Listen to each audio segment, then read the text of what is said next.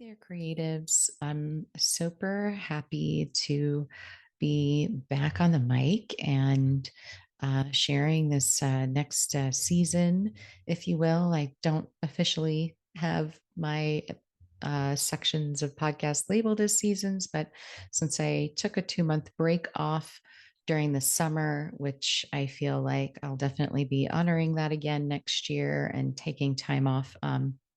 During the holidays. I might take another 2 months off of during December and January as well.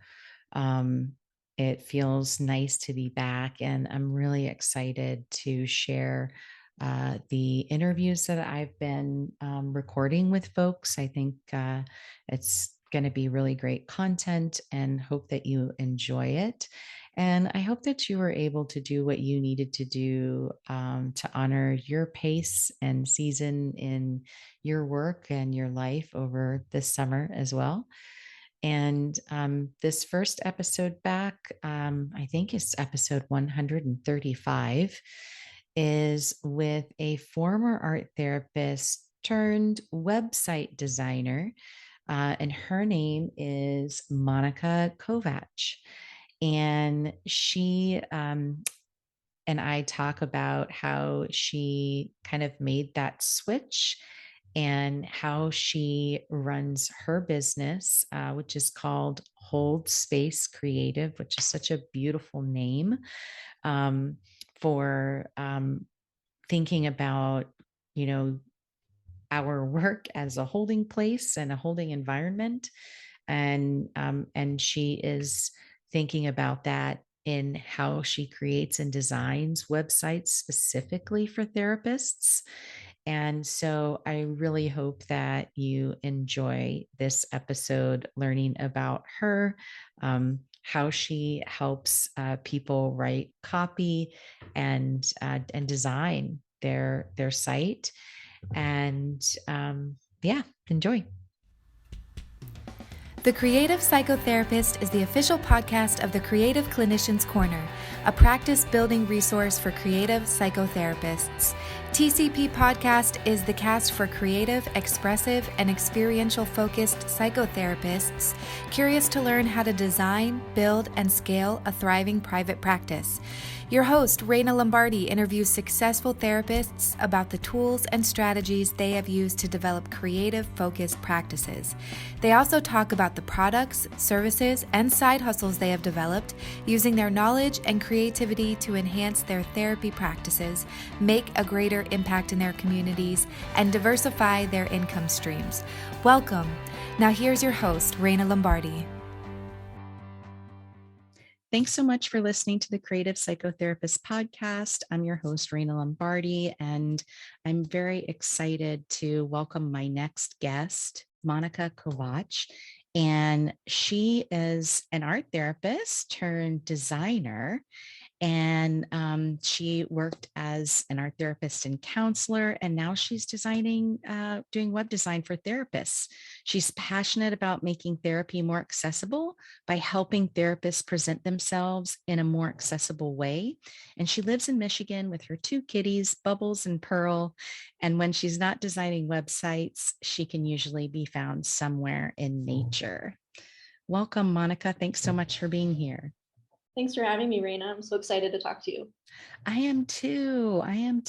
So tell us a little bit about your background and your story of, obviously you're doing work as an art therapist and a counselor, and then, you end up shifting into web design. Kind of what was that?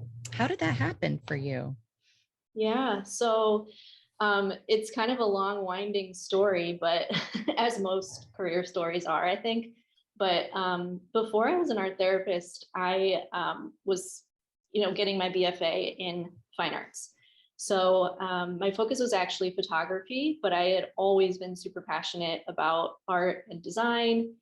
And kind of during that process is when I discovered art therapy and just like the concept of putting our internal experience into visual terms, into the external world was just like, that's exactly what I want to be doing with my life. And So then I pursued art therapy and counseling, and was loving that, but just unfortunately experienced burnout, just really severe burnout, and had to actually leave the field. And during that time, when I was kind of reevaluating, like, what do I do? How do I continue doing the work I want to do, but take care of myself in the process? I started an online coaching practice, Mm. and just kind of like playing around with, using my skills, and but in a different way, in a way that would like better support my mental and physical health. Um, and during that process, I, was learning about online marketing, sales, everything like that, and created a website for myself, and really just drew on the design and art background that I had, and as well as all the marketing stuff that I was learning, copywriting, etc. And just was loving it, like I was very much in my element, and learning as I went. But then around that time, I had some friends from the therapy world that were starting their private practices, and they're like, I need a website. I have no idea what I'm doing. I love what you've done with yours. Can you help me? And I was Lovely. like, absolutely, I can do that. And that just sounded so fun to me. And so um, I started with just like friends and colleagues, and then it just kind of exploded from there, where it was just like they referred me to their friends and colleagues. And what happened for me is I realized that all of my background in art therapy, counseling, as well as art and design, was just kind of all coming together. And I Yeah. was able to be this like translator between the two worlds of therapy and marketing and design. So I love because it. those two worlds can be very separate and like speaking two entirely different languages, but I was in a position where I was like, oh, I actually understand both, and I can do something here to make a difference. So that's kind of the short version. No, I love that. I love how you listen to your intuition of what was right for you, and that by just following something that brought you joy and you were excited about led into what you have now. I think that's really Yeah, inspiring. yeah, Um, thanks. yeah. And I think for a lot of people, the work that we do as therapists and counselors can feel really heavy. And if we're working in agencies for a long time, it can feel super draining. You don't have enough time for self-care, things like that. And so knowing that there's possibilities to change and still contribute to the work in a meaningful, helpful way, I think is a beautiful thing. Yeah, yeah. There's so many possibilities, and our skills that we learn as therapists can be applied in so many different ways. Hmm. Yeah, that we don't have to be directly having that contact with the client themselves to know that the work that we're doing in support of the person that is doing that work is part of our contribution. I think is a cool thing too. Yeah, absolutely.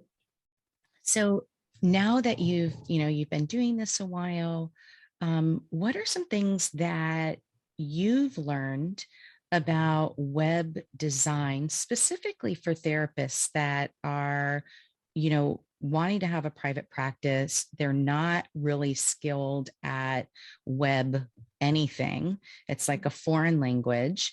And they know they have to build a site, but they're hesitant to build a site. And they think, oh, well, I'll just use the one that Psychology Today gives me, which is like a freebie site, instead of building their website. If somebody was going to say, all right, I'm going to do it, I'm going to commit to myself. I'm going to create a real standalone website for my practice, and I'm going to do it myself because I really don't have the money to invest in paying somebody thousands of dollars to build the site. What are like two or three things that that you would recommend that those folks did to set themselves up for success in that process? Yeah, that's a great question. And so I think the first thing that comes to mind is to stay away from the kind of built-in websites that you find on directories and things like that. So really prioritize having that standalone website. No matter where you are in your practice, that is my number one recommendation to set yourself up for success. You want 100% ownership and control over your website. Because in the long run, that is going to be a lot easier to manage and grow. So if you're like starting out and you're like, I have no idea how to set up a website, I don't even know the first thing to do, I'm just going to do the easiest thing, which is to use this free website that a platform is giving me, or pay a little extra, whatever, because that seems like the easiest thing to do. Well, then 3 or 4 years down the line, if you're expanding your practice, maybe you're adding clinicians, or you're writing a book or creating a course or something like that, and you need to add extra pages to your website or rebrand in some way, a lot of times those really starter kind of limited websites are just that, they're limited. So you will probably have to end up changing platforms at that time.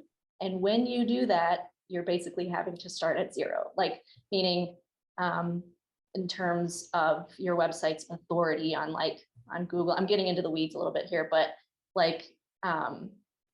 basically the sooner you can set up your very own website, the better, even if you don't have plans to expand in the future.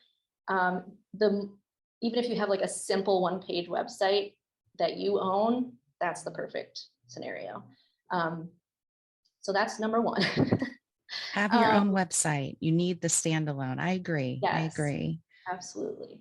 You should be able to own it and, not have to like work through anyone to make changes. You know what I mean? Like there's certain platforms where you have to ask them to make a change for you or get a developer on board. And it's like, you don't need to do all of that. There's so many great options out there that don't require you to do that. So that would be one thing. And that's honestly why I use Squarespace for the websites that I design, because that is a platform that if you build a website on that, you own the content, you own your website. If you want to move away from Squarespace at some point, you're not going to be penalized or charged for that. So that's a big reason I use that platform. But so then, other ways to get started would just be to, that was your original question, right? Yeah. So it's like, for folks that they're really unsure about developing a website because it's not something that they've ever done, just some basic tips to get them started, to help them to see that this is accessible, that they can do this. And you don't have to make yourself go nutty over it. I think sometimes it's like it's so intimidating, right? That it feels bigger than what it actually is. Yep. Yeah. And that just kind of brings me back to my, one of my kind of guiding mantras, I guess, which is like, the simpler, the better. I think it can be so easy to overcomplicate things in general, but especially with websites. And it doesn't have to be super fancy, it just has to be you, it has to represent you. So that's maybe number 2 and number 3. Number 2 being, the simpler, the better, keep it simple. And number 3, make sure it represents you, which is a lot easier said than done.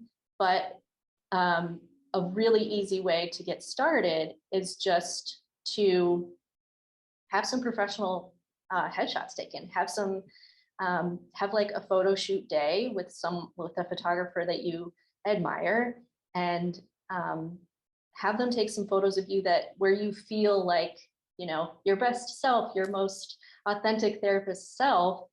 And that way you can just add those pictures to your website and then all of this, like within a matter of seconds, it represents you because Comes there's to these life. unique Mhm. photos of yourself. I think that's the thing that's maybe the easiest fix, I guess, for a website that feels too uh, generic. It's like Mhm. add photos of yourself because people want to see you and see and feel your personality. So And I think that that in particular really feels uncomfortable for a lot yeah, of therapists because we're like yeah, used to being invisible of like this isn't about us, it's not about me. yeah, I don't want to put me out there because it's about the client. But I think there is a piece of like the client wants to know who you are. They want to see if you're the right person to help them with the problem that they have. mhm, And if you are going to be opening a private practice or doing some like coaching or consulting, there has to be that element of personal visibility, that people can see you or hear you, in some way more than just text on the board. yes, Um, absolutely. That is something that I run into all the time. I talk to pretty much every therapist I work with about this. This visibility piece. It's so, and I experienced it too, just like going into developing my own website, being in the online space, I was like, I do not want to be visible. Like, I don't want pictures of me. I want my work to speak for itself. But exactly like you said, your clients want to know who you are, because therapy is very vulnerable, and mhm. it's built on trust. And so if they can't see you literally on your Right. website, that is a big indicator to a lot of people that, like, I can't really trust this person, even though they Mhm. might be able to once they start working with you. Hiding behind our websites, not putting pictures up, is in a lot of ways like inhibiting growth, and inhibiting like accessibility, like making it easy for people to start therapy. Yeah, it's so interesting because it's like a paradox. Yeah, Um, and I think for a lot of folks just starting off, right, there's a lot that has to be worked through in terms of that visibility piece. I too definitely was like, oh no, like I don't, no, I don't want to put myself out there like that. And but the more that you learn, the more that you practice it, the more you feel comfortable and that it's like a natural thing, yeah, to be putting yourself out there. And it makes a absolutely. huge difference in bringing people in. Um, Yeah, I think, what helped me kind of reframe that was just like, this is in service of my clients. This isn't about me. It's not about being like presenting myself as like an influencer or some, like, what I mean? right, Like, right. it's in service of your clients to be visible. Mhm. So I, I'm not sure if that helps anybody listening, but that definitely helped me. This episode of the podcast is sponsored by my practice, Florida Art Therapy Services. And we provide art therapy services, mental health services, and high quality supervision for licensed folks in Florida, as well as for art therapy credentials. And we also provide uh, experiential based continuing education programming. And we provide that for licensed folks in the state of Florida, but also our continuing ed can be used to satisfy the requirements for the Art Therapy Credentials Board continuing education requirements. And we have a couple of courses that really focus on developing supervisory practice. One is a 12-hour Florida qualified supervisor training. It's a 2-day training. And we have a couple of options coming up this fall for folks. We're going to have an in-person, in-office training, which will be limited to 15 people on September 24th and 25th, 2022. And it's going to be awesome. We're going to be engaging in lots of really great experiential activities. I teach this class with Amy Strom, who's a licensed clinical social worker. And part of what we do is have you engage in creating a sand tray about your supervisory identity, and as our kind of culminating event at the end of day 2, which is always really fun. We haven't done it in person since pandemic hit, so we're really excited about that. We also have another Zoom training, also 2 days, and that's going to be October 15th and 16th, 2022. And we'll still engage in experiential activities, and we make plenty use of the breakout rooms and interactive group discussion and things. So if that sounds like something you're interested in, if you're a licensed therapist in the state of Florida, please go ahead and head over to our website, floridaarttherapyservices.com, and you can find that under the continuing education tab under 12-hour Florida qualified supervisor. And I haven't added the next date yet, but we will have a date coming up for a 6-hour supervision and art therapy training, which I hosted earlier this year, which was really wonderful. We go over theory, structure, applications, practical aspects, plus didactic and experiential based activities to really synthesize the learning that we're engaged in. And so we'll be adding another opportunity for that this fall. So if that's something that you're interested in, you can find that under the continuing education tab as well. And we have a couple of other trainings too coming up. So check that out and enjoy the rest of the podcast. I think it will. I think it will, because it is about that switch, because we learned that, we're like the blank slate, and Mhm. we're, our parts of self aren't supposed to be made visible. Yeah. And this is a complete opposite of that, of like, no, like you have to be visible, and it's okay for you to have some vulnerability in that visibility, because then the client sees you as human and experiencing the same things as they are, and not some like superhuman person who's above all of it. Yeah. Yep. Absolutely. And on that point, just the kind of taking a blank slate approach, one of the biggest reasons I got into, and decided to pursue this web design path was just, trying to search for my own therapist was really difficult. And seeing website after website after website of people taking the blank slate approach, where I was reading a lot of text on websites, but like not seeing pictures, not really being able to discern who these people were. So if you have so many of us therapists taking that approach, it's super hard for people searching for a therapist to know like who's going to be right for them. And so that's another way to think about it too. Like the more, just that there's so many people taking that approach, if you can be the person that's showing a little bit, you don't have to show everything, but like showing a bit of your humanness, it's going to help the people that need your services find you. I agree. So I know that the way your company is structured is you offer like a couple of different ways of working with you. Can you share a little bit about how you came to offer copywriting templates for people that are building their website? Because I think that part is really intimidating too.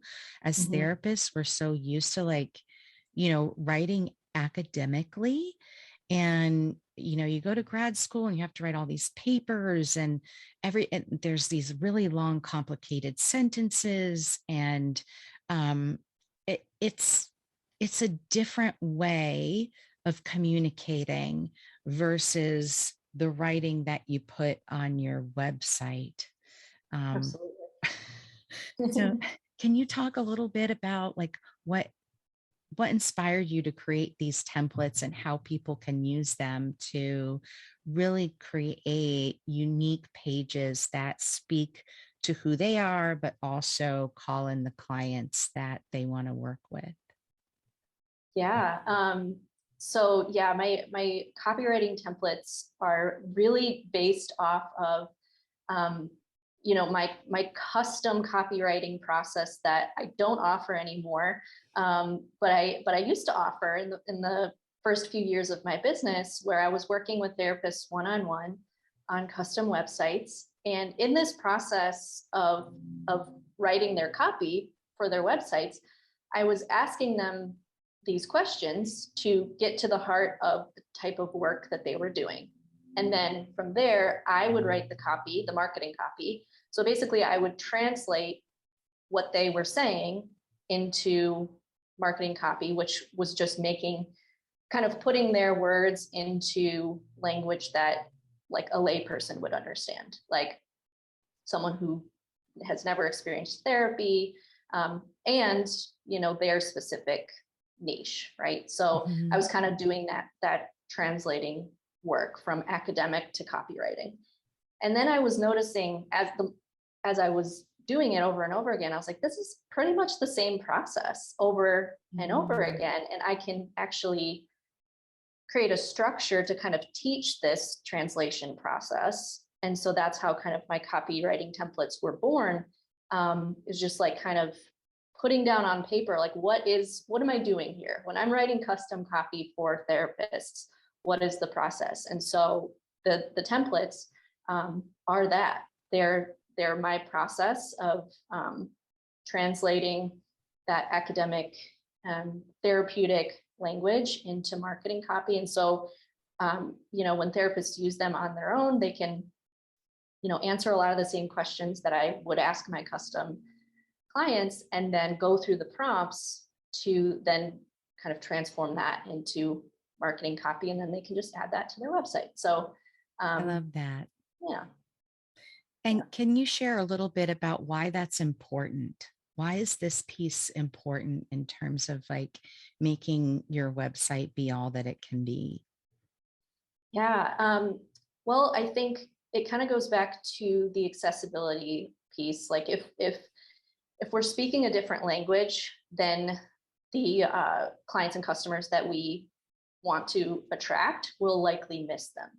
So Mhm. it's about, just like in therapy, it's like meeting your clients where they're at, right? Mhm. Um, we're not we're trained not to jump ahead to, you know, problem solving or fixing or pointing out the solution. It's about meeting people where they're at in their current situation. And it's really the same thing with copywriting. It's how do we meet people where they're at in their experience and connect with them Mhm. with words.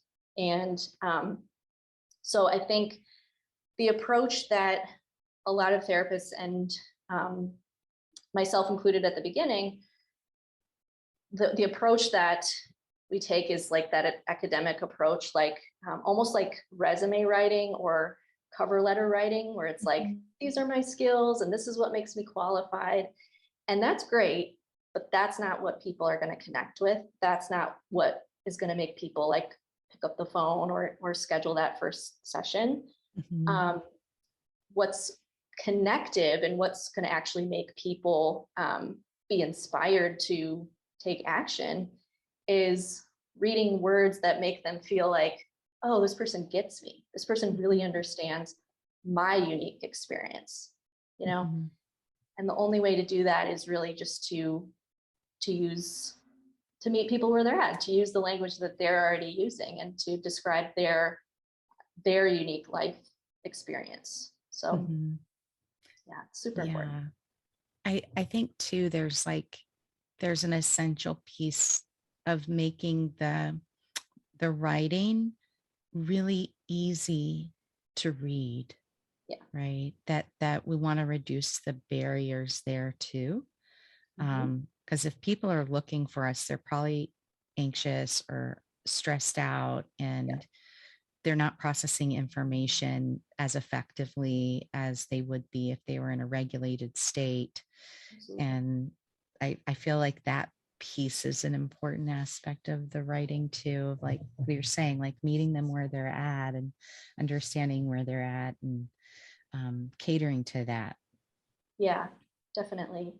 Yeah, that's a really good point. And that's, that kind of leads into design as well. And that's why design is so important on therapy websites, because like you said, most people searching for a therapist are in some sort of dysregulated state. So creating spaces visually that feel calming, regulating is even more important for therapists. So Mm, that's where the design piece and the copy can work together to create this environment where almost like giving people a taste of what it's like to actually sit in the room with you, or over virtual therapy these days. But yeah. yeah, no, that's so true. And I love that your business, the name of your business kind of pulls that concept into Hold Space Creative. Mhm.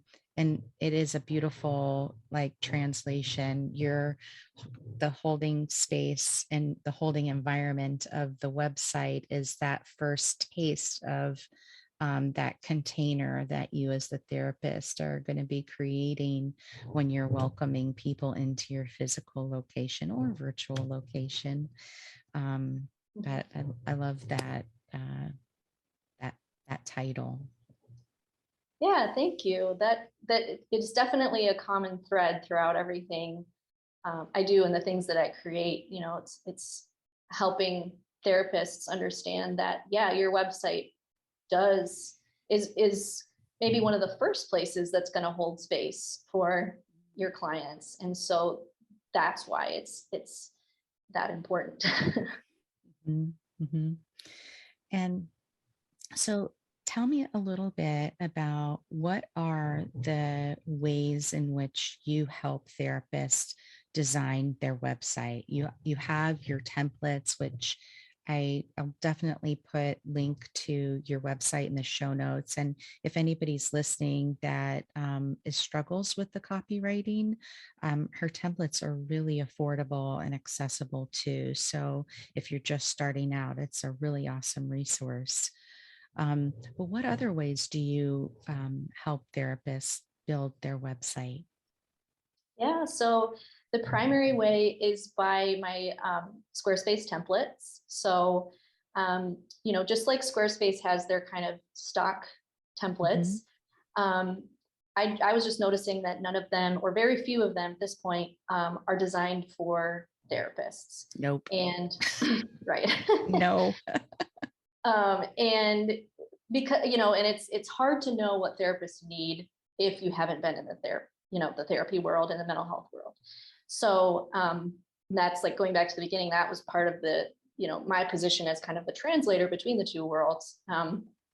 So I create these Squarespace websites that therapists can then, just add their content and publish, and everything's there that they need. And they can go from there. But so yeah, that's the primary way is my Squarespace templates.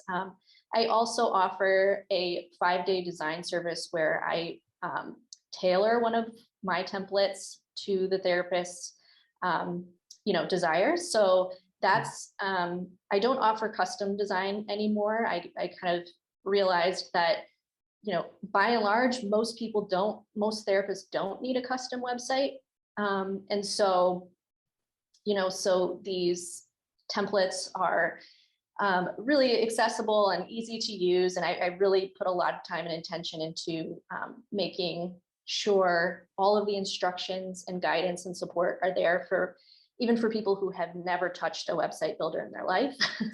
um, But some people, just maybe don't have the time to Mm. put together that website, change the colors, add their pictures and things like that. And so that's where my 5-day design service, and it's called Template Reframe. And so Mm. I just reframe the template to match the therapist's personality and therapeutic style. So, and then, like I said, in the course of 5 days. So we start on a Monday, and I deliver the website on a Friday. Oh, that's Um, beautiful. yeah, so that's been a popular option, but yeah, with my templates, they are like I said, very easy to use even for the website beginner. And but other than that, I have other templates like my copywriting templates. Hmm. I have some logos available on my website, as well as some workshops in kind of supplementary areas like SEO and Oh. Pinterest. And so yeah, it's really trying to craft Hold Space Creative to like hold space for all parts of this website experience for therapists. Hmm.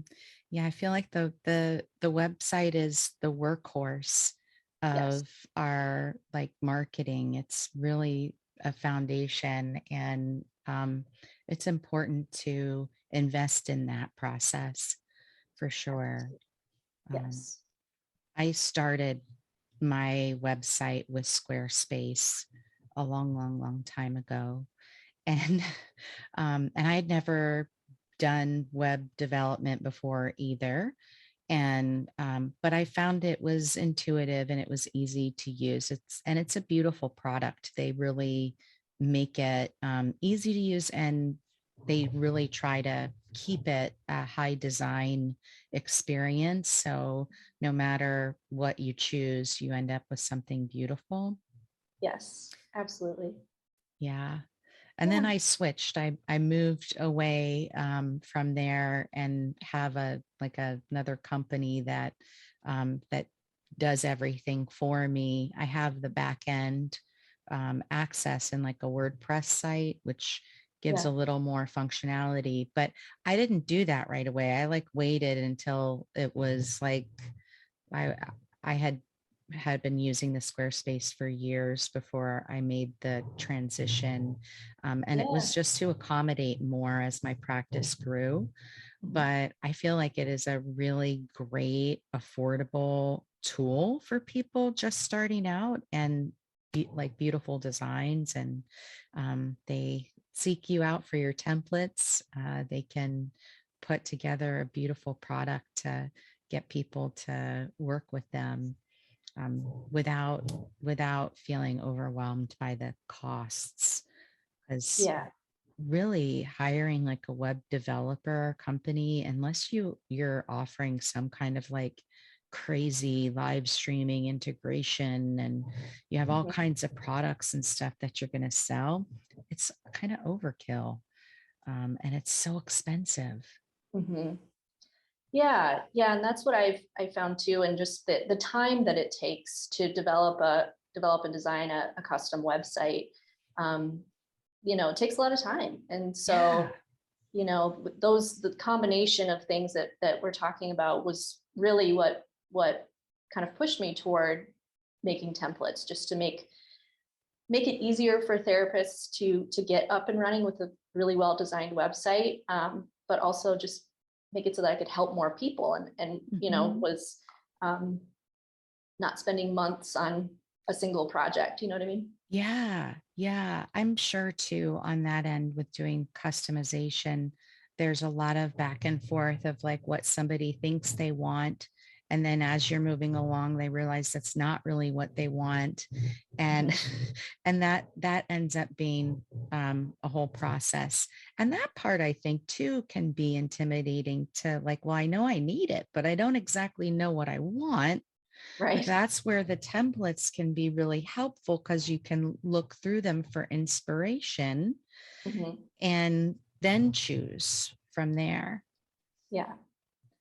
Yeah. I think yeah, like you said, it's hard to know what you need versus what you want, and like what ultimately needs to end up there. And yeah, like you said, that's why I set these templates out there to be like, this is what I recommend. And then if you want to make changes, here's where I recommend making changes to make it your own. And so really just kind of trying to cut out a lot of the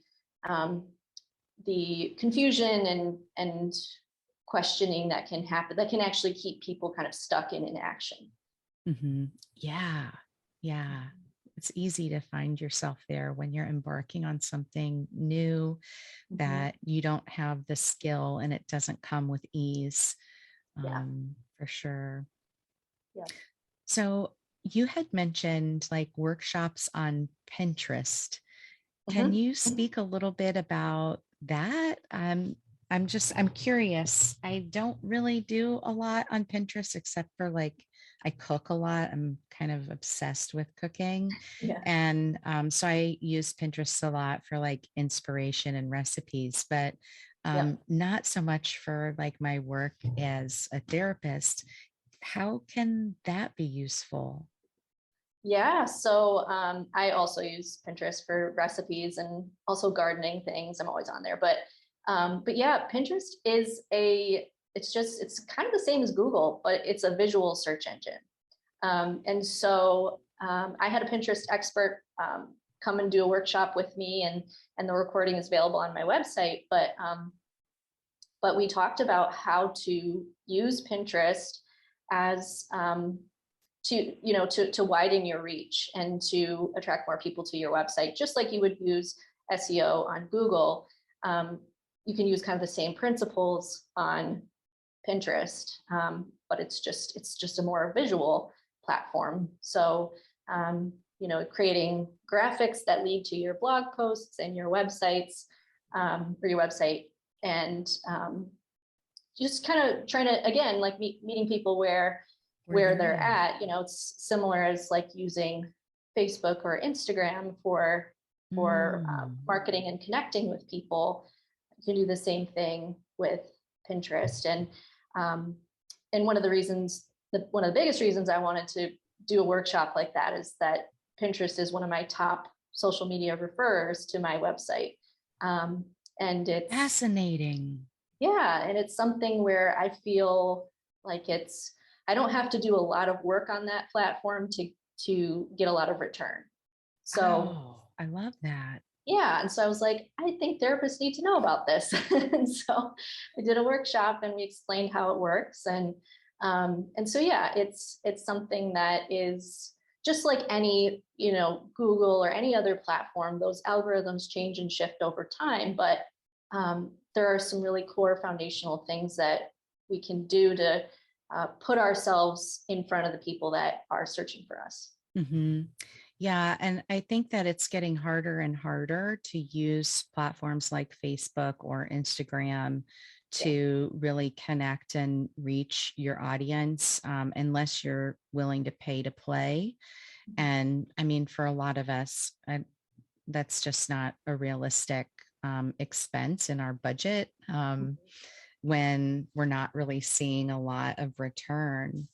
So it sounds like it's also worth investigating and tracking your analytics to see where are people finding your website so that you can invest more time in learning how to better utilize that platform and kind of reinforce that return that's already happening, which is cool. Yeah. Yeah. I'm a big fan. And I think, I'm things like SEO and similarly Pinterest are those types of things that are really more passive over time. You set things up, you set a good foundation, and then traction can build over time versus, in my experience, other social media platforms where um, you kind of have to keep plugging away at it very Mhm. consistently to see a return. And Yeah. so just for, speaking of like burnout and taking care of ourselves, I was just like, I don't have capacity to do, to post multiple times a day on Instagram or like something like that. It's like, I just Right. don't have capacity for that. So just was really early on in my business trying to find ways to make that process of reaching people easier. I love that. And I have heard from feedback from a number of therapists that are starting out. Like, I'm not on social media. I don't really particularly want to be on social media. Like, they feel overwhelmed by utilizing that. There's also that visibility piece that comes in and privacy. But I think with Pinterest, you do have a little more privacy because you're not necessarily interacting with people in the same way as you do on some of the other profiles, that you're putting the information up, people are searching, they find it, if they like it, then it redirects them to your website to learn more about you. And so in that regard, that's interesting. I'm like processing it as we're talking Mhm. right now. I could see how that would be a more like worthwhile investment of energy and time there, that because once it's up, and it's not like it's going to become invisible because you posted it 2 months ago. It's still within you're still like searching for it, whereas on those other feeds you have to have that, it's like that hamster wheel of content creation of like, oh, I got to get this out there, it's got to be yeah. Yep. Yeah. Yeah, exactly. And I think, the effectiveness of it definitely comes down to the quality of the content and so I always say, like, the more kind of niche you are in your practice. So if you have a clear niche, it will be easier for you to market and to gain SEO and that traction on Pinterest. That's what I've found. So kind of more general content, mental health content might not um, gain as much traction, especially Mhm. right away. But if you have very specific content for a very specific group of people, Mhm. then um, then that tends to work better. Right. That makes sense. Right. Like art interventions for anxiety reduction, or, art therapy for children with social emotional learning challenges, or something like that, where they can like they'll be using those terms to find information on Yeah, that. Mhm. yeah, or like how to stop a tantrum in 5 minutes or less, or something like that. Something where you can kind of look at the daily experience of your niche and point to something like something that there's like a continual um, headache or problem that they're dealing with every single day, and writing a post about that. And those are the things that, just thinking about, like, the articles that we want to click on. You know what I mean? If the more specific it is to our Mhm. experience, the more we're going to want to read it. Yeah. um, yeah. Love that. Wow, this has been really enlightening and valuable. And I learned some new stuff today, which I'm always excited about. Good. And so I appreciate you taking the time to talk with me about this. For listeners that might be interested in utilizing some of your services, where should they go? Yeah, well, they can go to my website, holdspacecreative.com. And there they'll learn all about my Squarespace templates, my 5-day design service that I mentioned, Template Reframe. We also have, this is new, so I forgot to mention it earlier, but we now offer Squarespace tech support. So Ooh. for any Squarespace user, so if you're having trouble with transferring a domain, or let's say you want to switch your website over to Squarespace's newest platform, which is Squarespace 7.1, and you want somebody to do that for you, we do that now. So Very um, cool. there's all that info on my website there, but yeah, everything is on my website at holdspacecreative.com. Awesome. And I know in our communications, you had said you have a free email training for listeners, and it's called How to Become a Client Magnet. And I will put that link for that in the show notes. So if anybody wants to grab that, How to Become a Client Magnet, the link will be in the show notes, and it's hold space creative llc.ck.page /7465AD 5B 7B. So I'll put it in the show notes, and you can grab it there and check out all that Monica has to offer. And thank you so much again for being willing to talk with me today and share about the work that you're doing, which is a really great service. Well, thank you. Yeah, it was my pleasure, and I hope listeners get a lot out of it. And thanks for having me. Hey, everybody. So glad that you listened to this first episode back. I'm excited to share it with you. I hope you enjoyed the conversation that Monica and I had.